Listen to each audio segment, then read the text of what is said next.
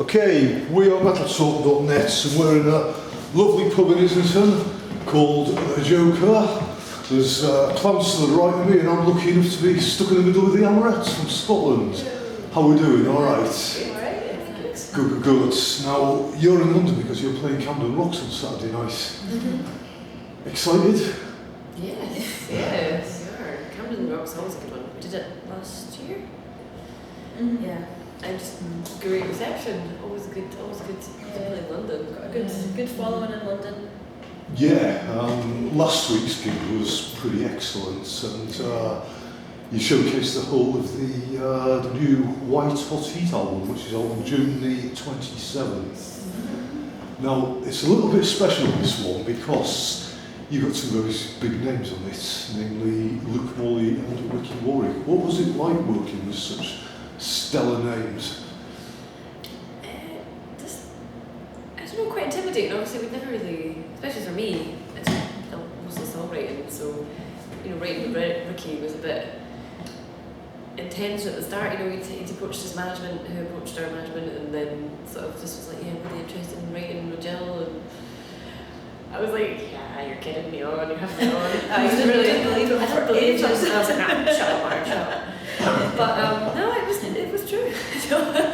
I think it took me a while to get into the swing of it and get a handle on, I was quite nervous about what to send him, and stuff he was sending was really good back, and it took a bit while to get into it, but it genuinely has paid off, like taking that leap, because it's stuff sounding good, and working with Luke as well. I mean, we all had a sort of taste of that. Yeah.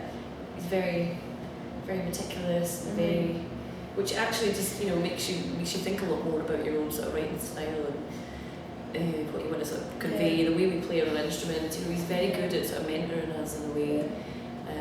I don't think we'd ever worked like that before. We took each individual song and completely broke it down and sort of rebuilt it almost. We pretty much pieced them together in the studio. Whereas with the last album, we've been playing the songs live for quite a while, so we just went in and just recorded it quite quickly. It's just sort of play less there, and then play more here, and kind of just completely changing the way you've ever done it before.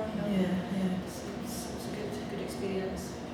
Right, so just to confirm that Luke approached you, not the other way around, which is absolutely amazing. That's brilliant. And do you feel as though, because I noticed, not to say that you weren't good before, but you were, but last Monday night I noticed a mega improvement. I was like, wow, that's come a long way in a hell of a short time. Do you think a lot of that's down to Luke and Ricky? It's a bit of everything, I think. Yeah. Kind of more in a way that we've just never been out of the van gigging. We've been working, especially live. It just seems to be. This is our third time down in London in 3-4 weeks. Pretty much. We just always seem to be in that van, which is great, because it's great to hear that we have come a long way and made a lot of difference in a short space of time. So it's really starting to think about everything a lot more and kind of piecing things together, with regards to the stage show, kind of thinking about what you're actually doing and how you're putting it across. Whereas we've never really done that before, just kind of just plug in and play. Just trying to put on more of a show. And we've just been playing with so many great bands as well. We've just been touring so much, bands like Black Star Riders and Ash and Europe. Pick up little bits from them. Give good advice and just prize it all together. Well, I noticed that the Scottish Daily Records ran a headline last year saying that you've gone from obscurity to the big stage. It was when you were supporting Ash. And you said just now months and months in the van. How have you found it difficult to adapt to that? It's been a very quick process, isn't it? It's very going from playing to nobody, essentially, to playing massive crowds in Germany and stuff like this. And it's been such a quick process. It's quite difficult to keep up with it almost.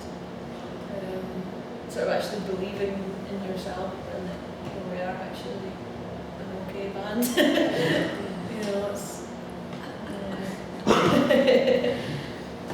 It's you know what I mean though? It's Yeah. I think as well because we've been alive for maybe about 6-7 years and just sort of always did what we've always done. Yeah. Never really sort of reached the point where we thought we had to change it. But as we're doing bigger shows, you do kind of think, we've got to get this a bit more professional. Yeah. So you do sort of, you need to expand and change the way you're doing things and be realistic and aware of what's how you're looking on stage. Trying to sort of just define that and polish it up a bit more. Yeah, it has been hard work, but I think it's definitely paying off. It's definitely starting to pay off. Yeah. We're still learning though. We are. Still Well, learning. I mean, the quality of the gigs that you got, we've already mentioned Camden Rocks, the Monarch on Saturday at 6 o'clock p.m. That's the Monarch, Saturday 6 p.m. Be there. And then next Friday afternoon, probably the biggest one of the lot, Download Festival. Yes. And you're on the Dogtooth stage once again on Friday, and looking at the bill, and it's probably going to be mid-afternoon, I imagine. I think so, yeah, something like that. We've been told 3:30, but that's not confirmed in the manual thingy just yet, so it's around that. Yeah. We've been told, but we're not really supposed to tell We're that. not. Do you know what length of set you get at Download? 25 minutes. Just 25 minutes, Very, okay. So it's going to be a short Reckon you'll miss thing. it. And you're obviously looking forward to that. Oh yeah. I think it'll just be quite a, it's sort of like one of the sort of focus ones, like the landmark, to focus on. I wanted to play Download for years and years. I've always thought it would be amazing to play. Yeah, well, it's everyone's dream, and you've certainly earned it. And it's, and we've also got the Viking Fest in Wales with Phil Campbell, and Tea in the Park as well, which is not a specific heavy metal festival, but it's very eclectic. I've been there, I know it, so that's home turf. That's another one as well. Always kind of had it in mind. It's a bit more of a kind of pop, kind of indie festival. It's kind of whoever's popular is kind of doing that, so it might stand out like a sore thumb, but I think it might be quite a good thing though. I think it's everyone from that back home. Yeah. That's what they relate to as music. So if you see Orty playing Tea in the Park, then they know that you're doing well, you're doing all right. So it's kind of good to get that on that. It's going to be an interesting one, definitely. It's definitely the biggest thing in Scotland. Scottish band. And that's the tea break stage on, once again, the Friday, probably mid-afternoon again, looking at the building. Okay, and once the run of festival dates is over, what's going to happen after that?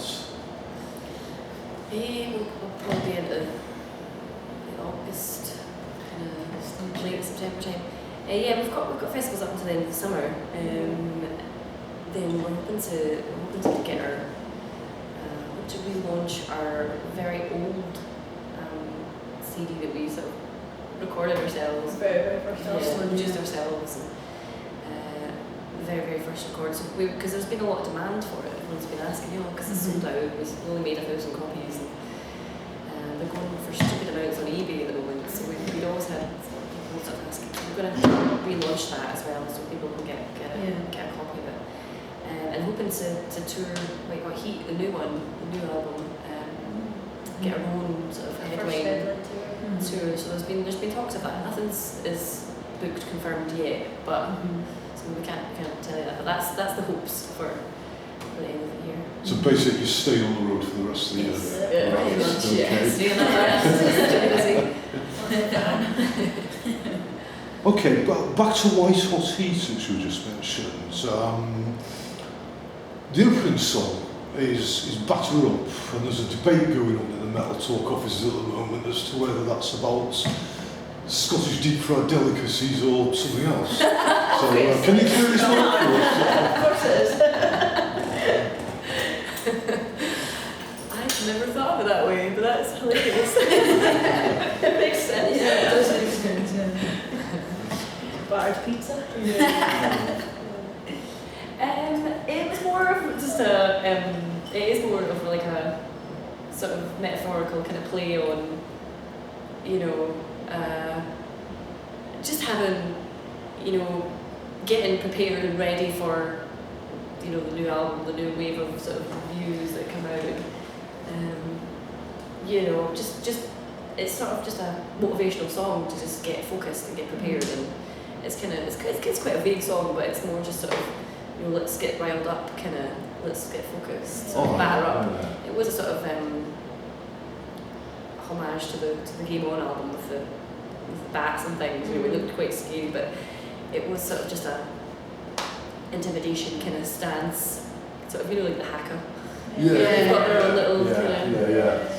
It is a kind of like motivational kind of let's get pumped up and then ready. Right. Well, I'm glad that one's cleared up. But it's not the only motivational song on the album, is it? It's Roll. Yeah.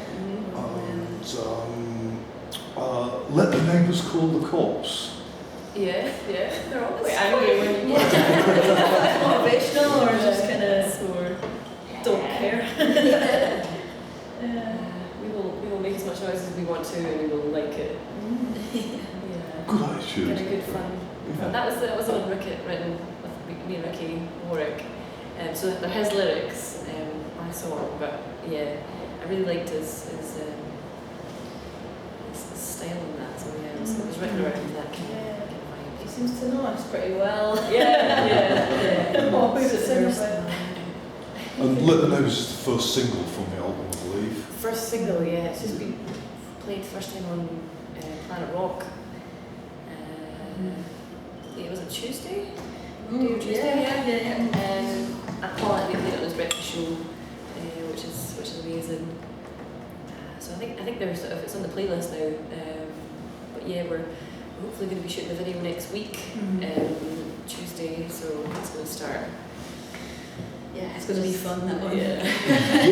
We'll need to wait and see. So it's a wait and see. I was just going to ask, but no, it's a wait and see, and that's what it is. But so yeah, when can we expect to see that released? Very soon. Not sure. Very soon. As quickly as possible. It's going to be quick turnaround. Yeah.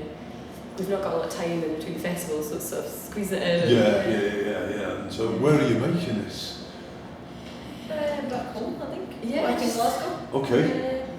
A secret location back home. A secret location which is Glasgow. It should be fun. Yeah, no, looking very, very much forward to that. I noticed another thread going through the album as well.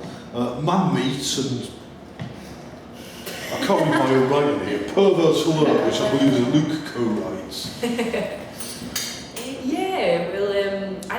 I brought this song to Luke and everything to Luke, and sort of he loved it. I wasn't so keen on it. I was a bit, you know, are folk going to get it, or you know, are they going to sort of get the humour in it? But he loved it. He thought it was great, and you know, he just tweaked it here and there. But I think it is just about, you know, a lot of people are going to sort of assume that we're writing about, you know, older men being inappropriate, but it is just a generalisation. It doesn't really mention men. It is generally about, you know, anybody getting you know, hassled and chatted up and just being weird. You see it a lot more when you're, you know, out on the road. And it just, I think just like funny sort of, you notice these things. That's what I tend to write songs about. Is just like little humorous kind of, I don't know, anecdotes between people and experiences and things going on and. It is quite tongue-in-cheek though. It's very meant to be humorous. It's not an attack on anyone or anything. No, it's definitely not. And Man Meat as well. Man Meat sort of was more written about. I heard a woman call a man a beefcake, and I thought it was hilarious. So I was like, you know, a bit of beefcake, a bit of man meat, you know. So I think people might assume it's to do with something else, but no, it's generally just a bit of humour. But Pervert Alert seems to be getting the best reception live. We've played it at the play shows. A lot of people are singing along to that one, and it seems to be going down quite well. It's quite a good dancing one. It is, it's changing tempos. I find myself dancing a bit more at stage. yeah, just kind of slower, more danceable tempos. And, yeah. Well, there's a lot of great hooks on the album. It's it really is top quality. There's not a weak moment in the album, in my opinion.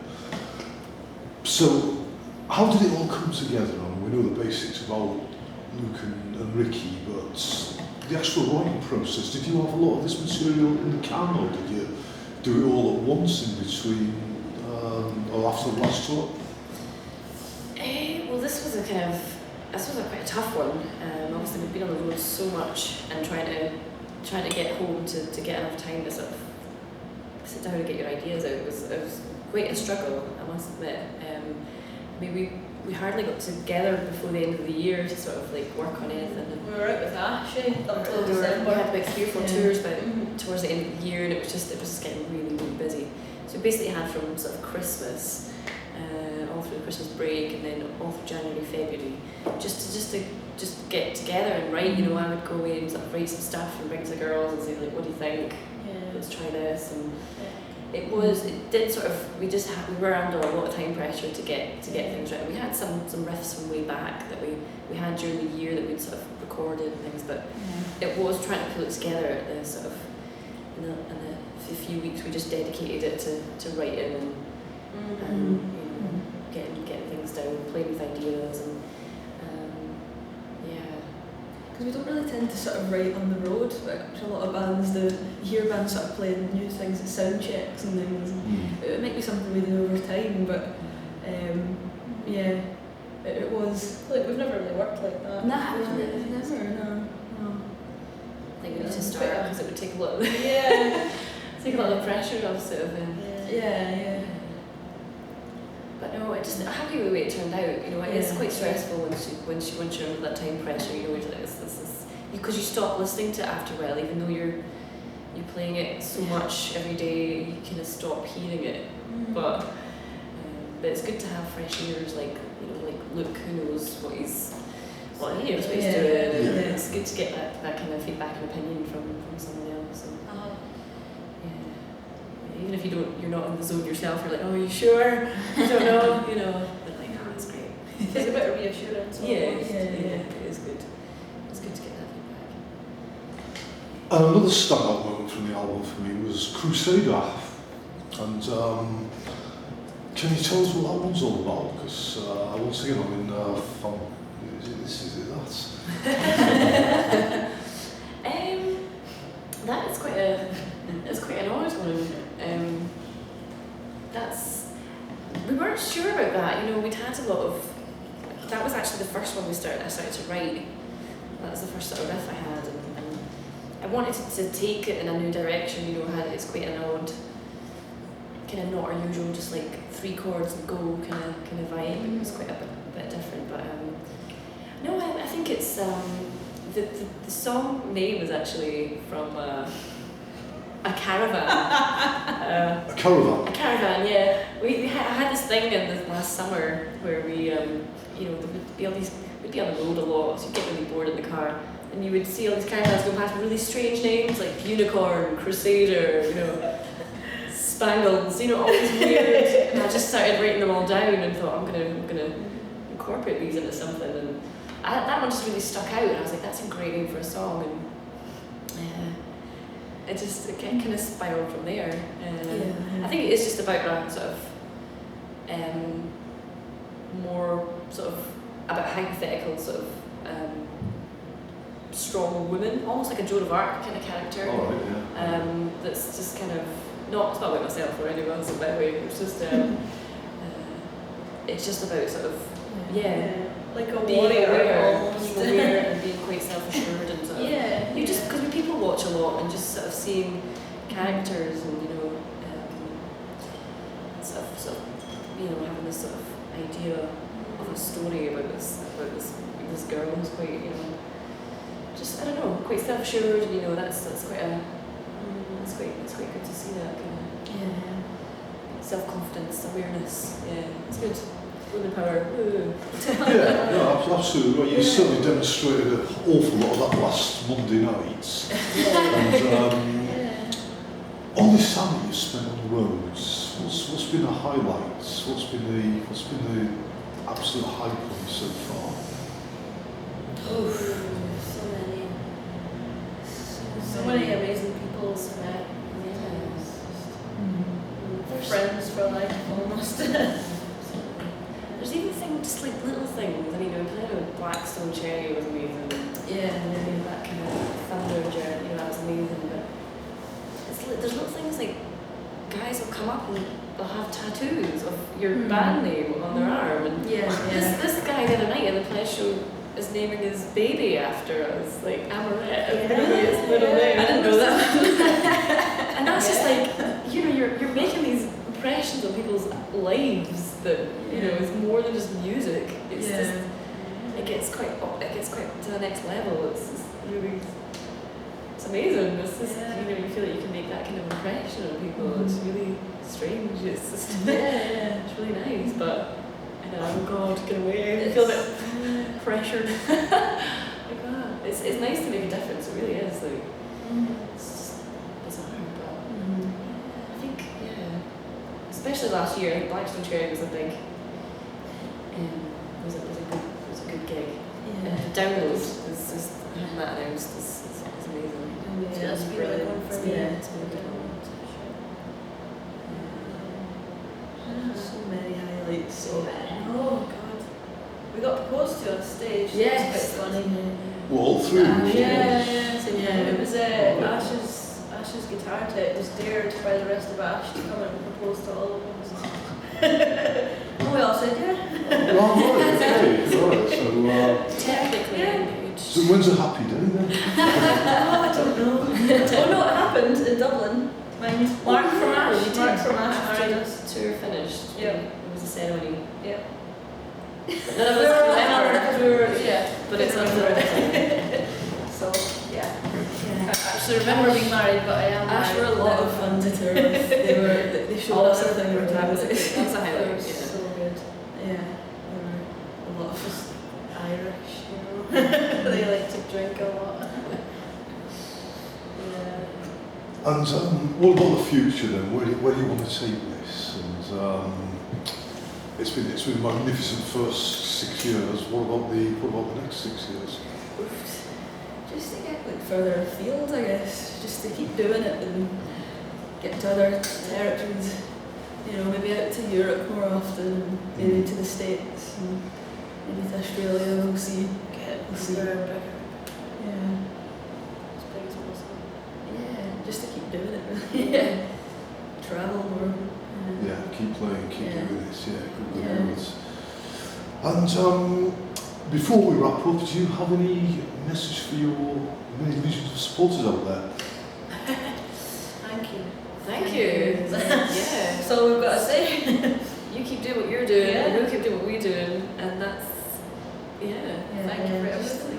all your support. Yeah. We genuinely do appreciate it. We just wouldn't be here without it. you Yeah. know? One for everyone will be here. Yeah, we wouldn't have had the confidence to go for it. You know, I don't think without fans, you just don't really. Keep you going. Definitely, you make it so worthwhile. It's worth it. Yeah. Good, yeah, sounds good to me. So, White Hot Heat out on the 27th of June. Review coming very, very shortly. Tomorrow night for the London readers, the Camden Monarch at 6 p.m. Don't be late. Download next Friday. Tea in the Pot coming up. All the tour dates at the bottom of this article. And ladies, it's been absolutely wonderful speaking to you. Wish you all the very best. Hope to see you live again soon, and good luck for the coming weeks and months and years.